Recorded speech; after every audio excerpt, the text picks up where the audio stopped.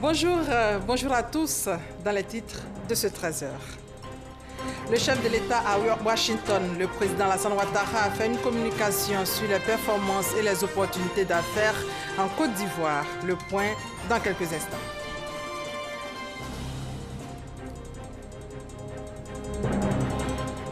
Pendant ce temps, ici à Abidjan, le vice-président reçoit des personnalités pour parler coopération et investissement. Daniel Kablan-Duncan a échangé avec le nouvel ambassadeur d'Italie en Côte d'Ivoire et une délégation brésilienne. On parlera aussi dans ce 13h de la migration irrégulière.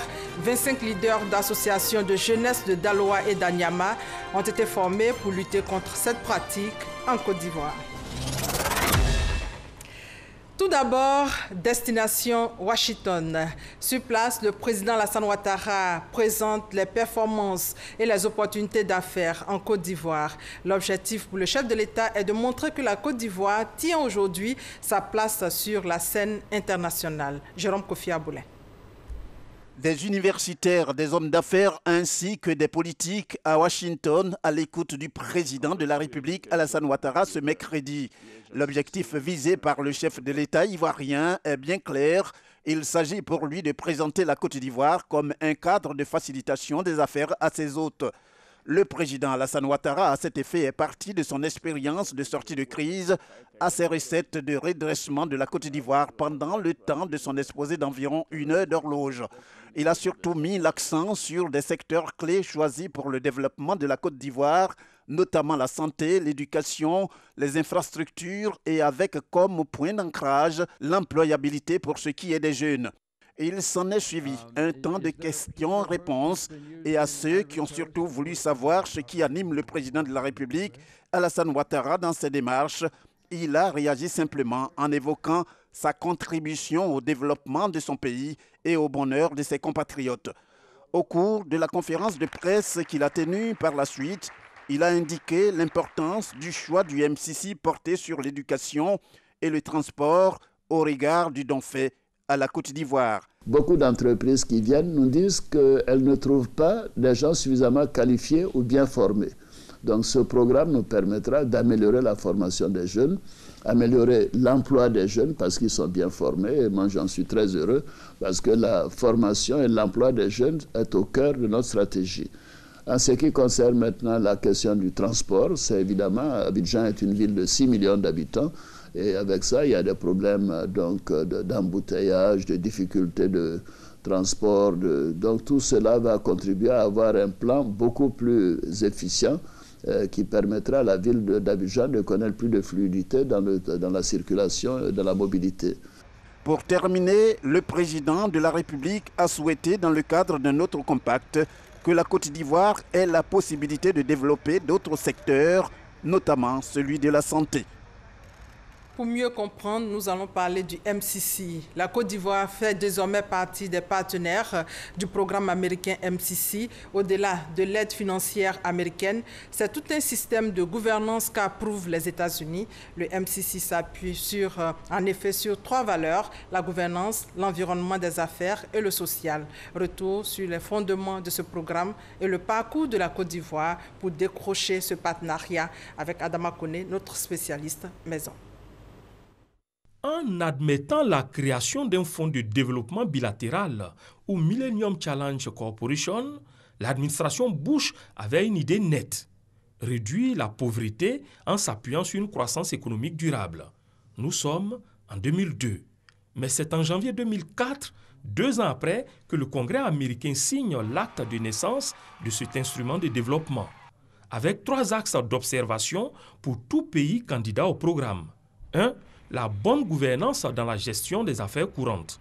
2. La création d'un environnement propice à l'émergence du secteur privé. 3. L'engagement de l'État pour des investissements conséquents dans le social. Voilà pour le passé. L'actualité, c'est que la Côte d'Ivoire fait son entrée dans le programme MCC. Et ce résultat, le pays le doit aux performances réalisées. D'abord, le MCC a pu observer que le pays a réalisé une croissance moyenne de 9% depuis 2012, avec à la clé la réduction du taux de pauvreté qui est passé de près de 50% à 46%. Sur l'indicateur de gouvernance, le positionnement de la Côte d'Ivoire au dernier classement de l'indice Mo Ibrahim joue en sa faveur. Le dernier rapport de l'Autorité nationale de régulation des marchés publics note par ailleurs une baisse de la corruption. Ensuite, au tableau du climat des affaires, la Côte d'Ivoire s'est engagée dans des réformes qui lui valent de gagner cette année 3 places dans le classement Doing Business de la Banque mondiale. Enfin, au chapitre social, le MCC peut noter la politique de l'école gratuite, les taux évolutifs de réussite aux différents examens, la mise en place récente de filets sociaux et la construction d'un 5e CHU, entre autres. Autant de faits qui permettent au gouvernement ivoirien de satisfaire à 14 indicateurs sur 20 en 2017 contre seulement 7 en 2013, soit 70% des indicateurs et de se voir donc ouvrir les portes du MCC. Mais le chef de l'État, Alassane Ouattara, s'engage sur un parcours sans faute pour le futur. Justement, l'avenir, c'est la capitalisation des acquis du MCC. C'est que avoir le partenariat MCC est une sorte de caution, de bénédiction qu'apportent les États-Unis pour le développement des affaires dans un pays en ayant la lutte contre la pauvreté en point de mire. Un signal fort que les investisseurs étrangers perçoivent bien sur la fertilité économique d'un pays. Il appartient maintenant à la Côte d'Ivoire de capter tous les avantages pour relever les défis sur la route du développement. Ici à Abidjan, le vice-président a accordé une série d'audiences hier après-midi. Daniel Kablan-Duncan a ainsi échangé avec le nouvel ambassadeur d'Italie en Côte d'Ivoire, une délégation d'une entreprise brésilienne et enfin avec le directeur exécutif de l'UNICEF. On fait le point avec Mahama Traoré et Alvor Assa. Le directeur exécutif de l'UNICEF est accessoirement le président du mouvement SON. C'est en cette qualité qu'il séjourne depuis quelques jours à Abidjan à la faveur du Rassemblement mondial 2017 du mouvement SON. Au nombre de la soixantaine de pays engagés dans ce mouvement contre la malnutrition, la Côte d'Ivoire. Elle a réalisé ces dernières années des progrès.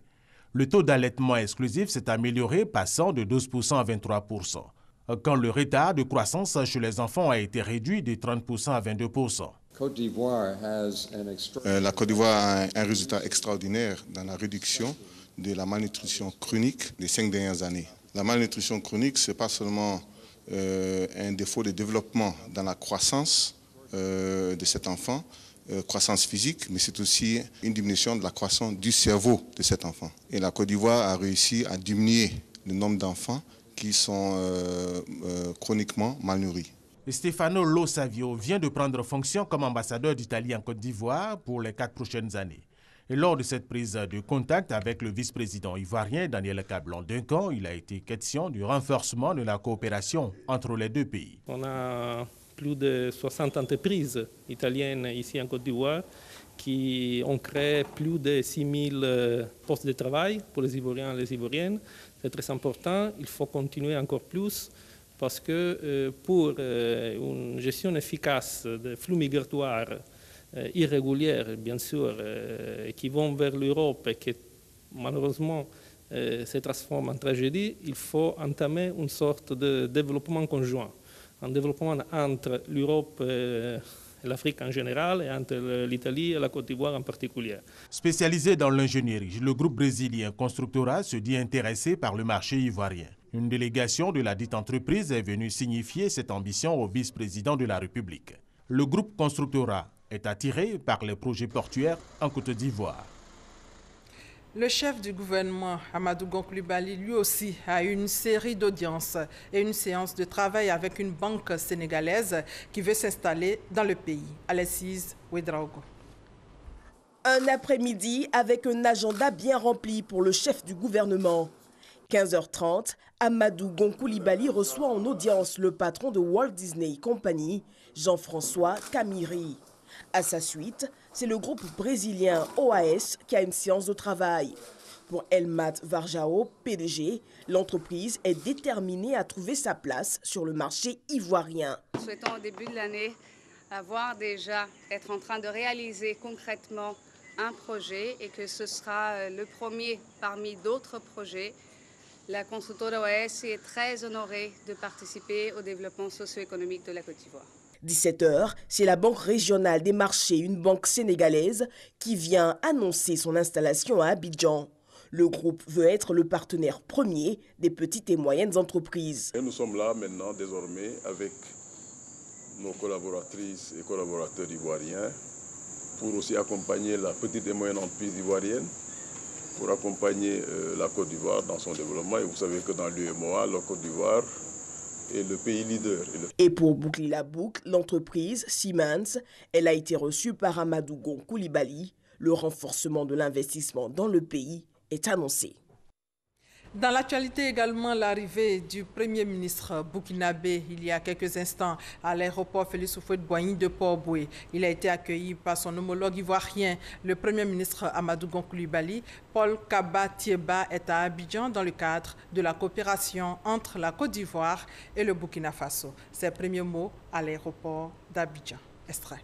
Je suis là aujourd'hui avec une délégation très importante qui est venue pour participer à deux événements. Le premier événement, c'est ce qu'on appelle les journées de promotion économique et commerciale.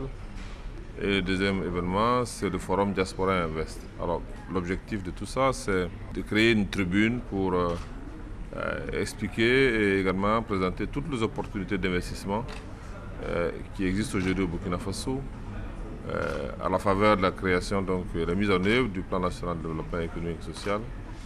Comme vous le savez, le plan national de développement économique et social, c'est le nouveau référentiel de développement économique et social du Burkina Faso, et qui traduit également la vision et le programme du président Roch-Marc-Christian Kaboré. Voilà, c'était là un extrait du message du Premier ministre burkinabé, Paul Kaba Thieba, qui vient d'arriver à l'instant à Abidjan dans le cadre de la coopération ivoiro-burkinabé.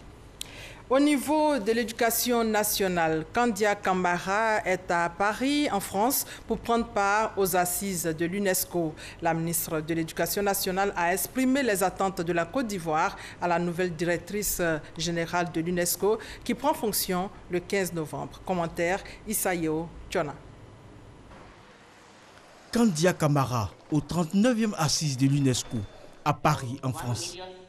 La ministre de l'Éducation nationale, de l'enseignement technique et de la formation professionnelle a salué la directrice générale Irina Bokova en fin de mandat pour la qualité du travail réalisé à la tête de l'organisation internationale.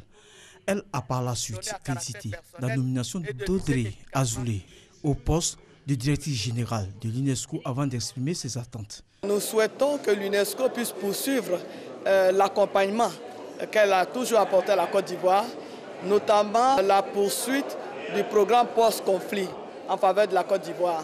Nous souhaitons que le programme d'appui au renforcement des capacités des institutions puisse se poursuivre à travers le projet UNESCO-CEPIT. Nous souhaitons aussi que l'UNESCO puisse renforcer son appui au Bureau national de l'UNESCO en Côte d'Ivoire. La ministre Kandia Camara a souhaité voir le renforcement du programme d'alphabétisation et la prise en compte d'autres domaines, notamment l'environnement, l'éthique et la communication. C'est le lieu de rappeler que la nouvelle directrice générale de l'UNESCO, la française Audrey Azoulay, prendra fonction le 15 novembre prochain pour un mandat de 4 ans. Le ministre des Ressources animales et halieutiques, Kobena Kwasi Adjoumani, lui, est en Tunisie dans le cadre de la 13e édition du Salon international de l'agriculture et de la pêche. Il a participé au Forum africain sur la femme agricultrice. Le compte-rendu de notre envoyé spécial connaît Pagasso. Représentant la Côte d'Ivoire, invité d'honneur à la 13e édition du Salon international de l'agriculture, du machinisme agricole et de la pêche au Siamap en Tunisie, le ministre des Ressources animales et halieutiques a participé au forum sur la nouvelle loi de l'investissement, un mécanisme pour promouvoir et améliorer le climat d'investissement dans le secteur agricole. À ses côtés, le ministre tunisien de l'agriculture, des ressources hydrauliques et de la pêche, Kobena Kwasi Adjoumani, a au cours de ce forum invité acteurs, hommes d'affaires, professionnels du monde agricole et opérateurs économiques de la Tunisie à la 4e édition du Sahara, Salon de l'agriculture et des ressources animales qui se tiendra du 17 au 26 novembre prochain en Côte d'Ivoire. Il a aussi exhorté les investisseurs à s'intéresser à la Côte d'Ivoire, un pays d'ouverture. Même discours à la 2e édition du Forum africain sur la femme agricultrice autour du thème « Femmes agricultrices africaines, actrices autonomes de l'économie ». Nous avons salué le forum sur la femme agricultrice qui permet donc aux femmes de se retrouver et de réfléchir sur comment aider au développement de l'agriculture. Forum qui a vu la participation de nombreuses institutions internationales, mais également des femmes venues des 4 coins du monde, dont celle de la Côte d'Ivoire. Après quoi, le ministre Kobena Kwasi Adjoumani a visité les différents stands de la Côte d'Ivoire, occasion pour lui d'encourager et féliciter les exposants ivoiriens. Plusieurs autres visites vont également marquer cette 2e journée du SIAMAP 2017. Accompagné de ses plus proches collaborateurs et de l'ambassadeur de Côte d'Ivoire en Tunisie, Kobena Kwasi Adjoumani va visiter successivement l'Institut tunisien des sciences et technologies de la mer, le musée national et le centre de la Goulette, avec à l'intérieur un grand laboratoire et les unités des techniques de pêche et des ressources vivantes marines.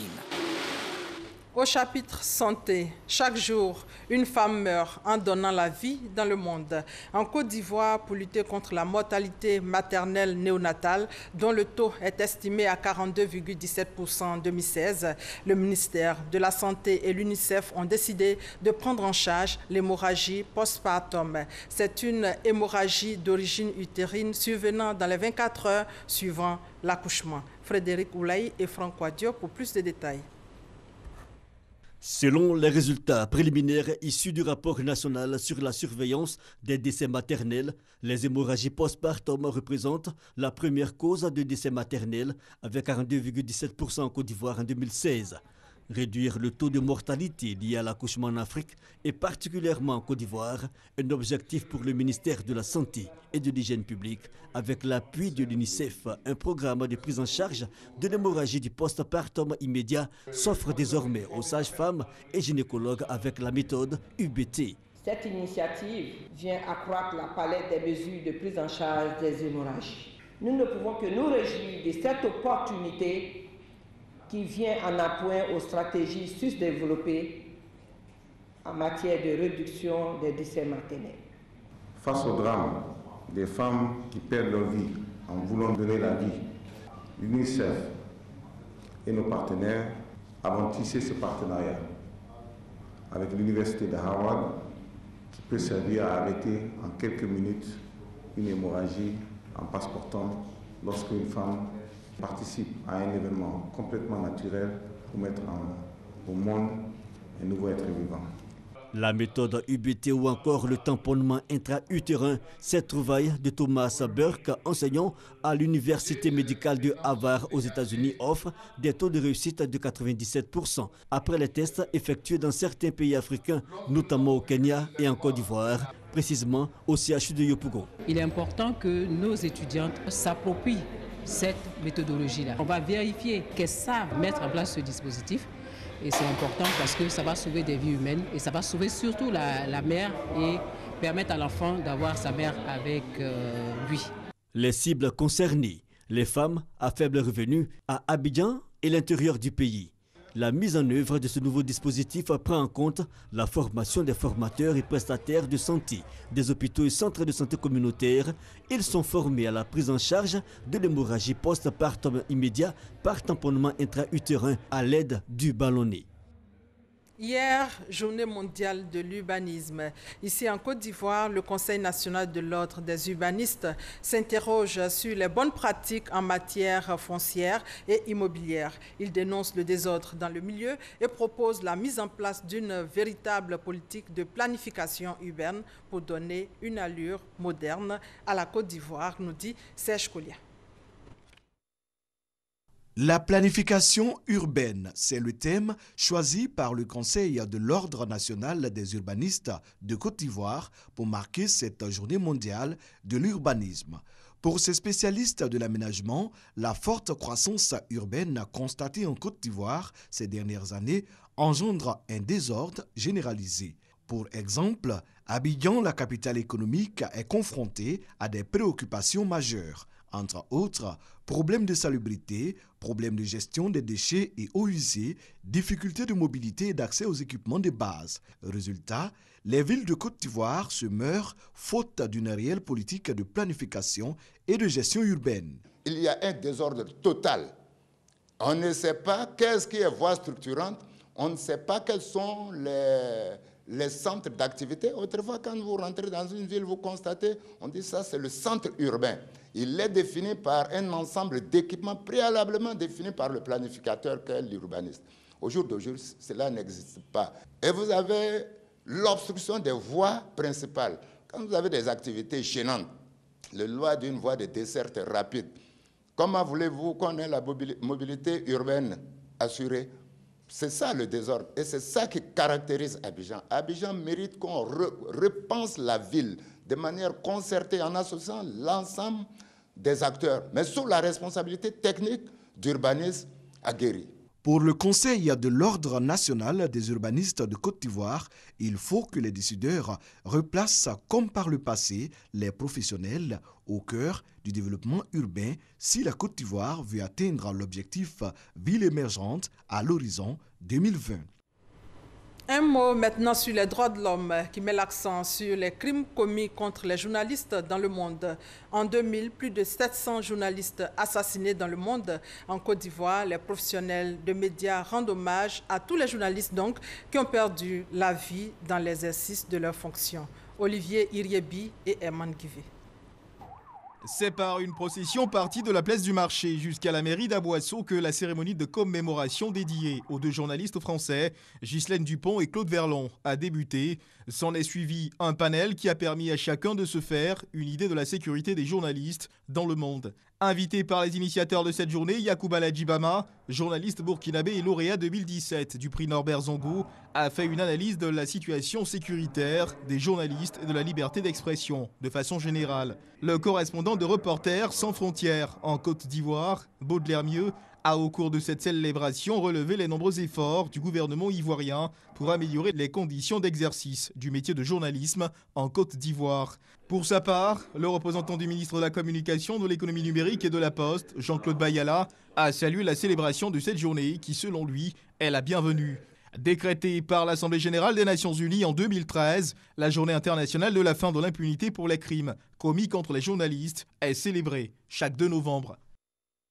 Et le prix du meilleur journaliste de lutte contre l'apatridie est lancé. Le Haut Commissariat des Nations Unies pour les réfugiés, à travers ce prix, veut inciter les journalistes à écrire des articles sur la question. David Soyo et Abou Sanogo. Selon la Convention de New York du 28 septembre 1954, toute personne qu'aucun État ne considère comme son ressortissant par l'application de sa législation est un apatride. En Côte d'Ivoire, ils sont environ 7000 pour permettre aux journalistes et professionnels des médias d'aiguiser leur plume sur la notion de l'apatridie. Un prix voit le jour, le prix du meilleur journaliste de lutte contre l'apatridie. L'objectif, c'est de susciter un engouement et créer une émulation certaine parmi les journalistes, les professionnels de médias, sur la question de la lutte contre l'apatridie. Pour donner une voix aux sans-voix et pour faire en sorte que l'apatridie, d'ici à l'orée de l'an 2024, soit pour nous un mauvais souvenir. Ce concours initié par le Haut Commissariat des Nations Unies pour les réfugiés obéit à un certain nombre de critères. Le concours commence dès maintenant. Les critères de participation sont 2 critères remplis, soit être journaliste ou professionnel de médias et avoir une carte de professionnel des médias ou de journaliste. Le prix du meilleur journaliste de lutte contre l'apatridie est ouvert depuis le vendredi 3 novembre. Les lauréats seront connus le 14 février de l'année 2018. Un autre fléau qui fait beaucoup de victimes, c'est la migration irrégulière, la traite des migrants et l'utilisation des TIC. Plusieurs leaders d'associations de jeunesse de Daloa et d'Anyama ont été formés pour lutter contre cette pratique en Côte d'Ivoire. Astou Touré. Pour faire des leaders d'organisations de jeunesse, des acteurs de changements sociaux bien informés et formés sur les questions migratoires, la traite des migrants et les approches novatrices de lutte contre cette pratique, un séminaire a été organisé. Cette formation s'inscrit dans le cadre du projet de renforcement de capacités initié par le lauréat du prix 2017 des universités d'été des droits de l'homme. L'objectif est de permettre aux jeunes de jouer pleinement leur rôle dans la lutte contre la migration illégale. C'est un projet qui vise à renforcer les capacités des leaders d'organisations de jeunesse sur la migration irrégulière et la traite des personnes, créer une saine émulation en mettant à contribution les activistes numériques qui nous proposeront des créations numériques pour lutter efficacement contre ces pratiques via les médias sociaux. La durée du projet est 6 mois et nous pensons donc qu'au bout de 6 mois, un travail profond aura été fait pour sensibiliser les jeunes de Côte d'Ivoire, puisque à travers les réseaux sociaux, on est capable en réalité de toucher au-delà même de la Côte d'Ivoire. Les participants encouragent cette initiative qui va leur permettre d'être mieux outillés dans la sensibilisation sur le terrain. Au nom de la jeunesse communale, en tout cas, nous voulons dire que nous sommes disponibles, en tout cas après cette formation-là, à mettre des réseaux encore en place par rapport à la sensibilisation. Je dis à mes camarades jeunes, il est nécessaire que nous jeunes, nous restons sur place pour pouvoir bâtir le pays et préparer l'avenir, parce que l'avenir d'un pays repose sur la jeunesse. Durant 5 jours, ils seront formés, entre autres, aux mécanismes nationaux et internationaux de protection des migrants, au leadership et à la communication sociale. En matière de cohésion sociale, les élus et cadres du Grand Centre EWE se sont rencontrés hier. Au centre de cette rencontre, la question de la crise à l'Ouest où population EWE et allochtones baoulés s'affrontent. Eugène Atoubé. Élus et cadres du Grand Centre, autant que les élus et cadres EWE, sont d'accord qu'il faut vite trouver une solution définitive à la situation de violence dans laquelle se trouve encore engluée la région de Guiglo.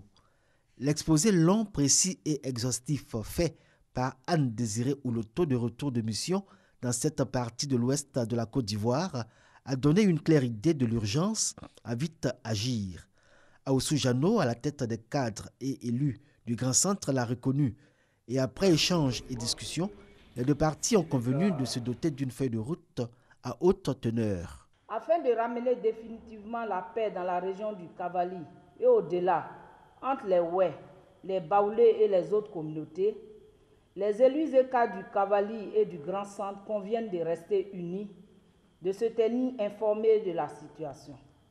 À cet effet, un comité mixte a été mis en place en vue de la préservation de la paix et des liens séculaires qui unissent leur communauté. Les élus et cadres du Cavali et du Grand Centre saluent et remercient son Excellence, Monsieur le Président de la République, pour toutes les mesures déjà prises en vue d'assurer la sécurité des biens et des personnes et pour l'assistance humanitaire apportée aux populations.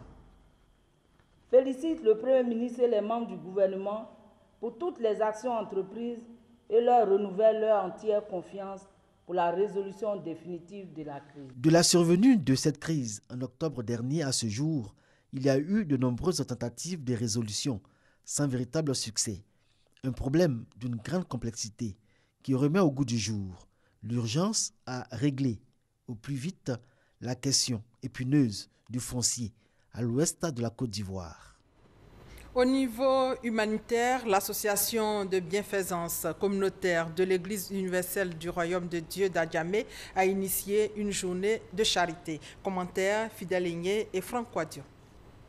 Les sans-abri et les personnes démunies de la commune d'Adjamé bénéficient de soins, de conseils juridiques et d'une séance de relooking gratuit. Une action de l'association de bienfaisance communautaire qui vise à traduire en acte la prescription biblique qui recommande d'aimer son prochain comme soi-même. Durant cette journée, ces démunis ont été l'objet d'attention particulière afin qu'ils ne se sentent plus en marge de la société.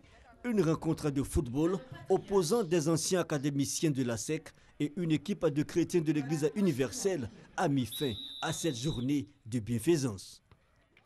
Dans l'actualité sportive, pour terminer, le ministre des Sports a rendu visite aux éléphants pour leur porter le message du chef de l'État et du gouvernement avant la rencontre de samedi. Le compte rendu d'Anne-Marie Nguessan. Le ministre des Sports et des Loisirs, Albert François Amicha, s'est rendu à l'hôtel du Golfe, le quartier général des éléphants de Côte d'Ivoire. Il avait à ses côtés Marie-Josée Talou, vice-championne du monde aux 100 et 200 mètres. La délégation est arrivée à l'heure du dîner où s'y trouvaient Marc Villemotte et l'ensemble des joueurs. Après le repas, le ministre François Albert Amicha a délivré le message du chef de l'État et du gouvernement. Il y a un engouement qui fait plaisir. Et cet engouement, c'est pour vous voir, c'est pour vous encourager. Alors le président et le Premier ministre me chargent de vous dire que vous avez le soutien du gouvernement. Vous avez le soutien de toute la nation. Vous avez les encouragements de tout le peuple ivoirien, afin que vous puissiez donner le meilleur de vous-même, afin que le match de samedi se solde par une victoire. Victoire qui serait signification d'une qualification pour la Coupe du Monde. La motivation est venue également de Marie-Josée Talou, habituée aux pressions. C'était un devoir pour moi de venir vous motiver, parce que je sais combien de fois c'est difficile pour vous d'avoir tout ce poids-là sur votre épaule, au fait. Et je sais que ça ne sera pas facile parce que vous jouez à domicile. Mais sachez que nous sommes à 200% derrière vous et que nous vous supportons. Attentifs à ces deux messages et conscients de l'enjeu, les joueurs, par la voix de Salomon Kalou, ont tenu à rassurer le chef de l'État et tous les Ivoiriens. On est tous prêts, on est conscients que c'est une date, un match important pour notre cher pays. On a à cœur de se qualifier pour le mondial et on se prépare très bien pour être présent le 11, parce que le match se joue le 11. On ne va pas le jouer avant, donc, mais on peut vous dire de vous rassurer et que dites au président de la République que ses enfants sont prêts à défendre les couleurs de ce pays. Et comme on le dit, Dieu prévoit, l'homme accomplit, donc on sera prêt.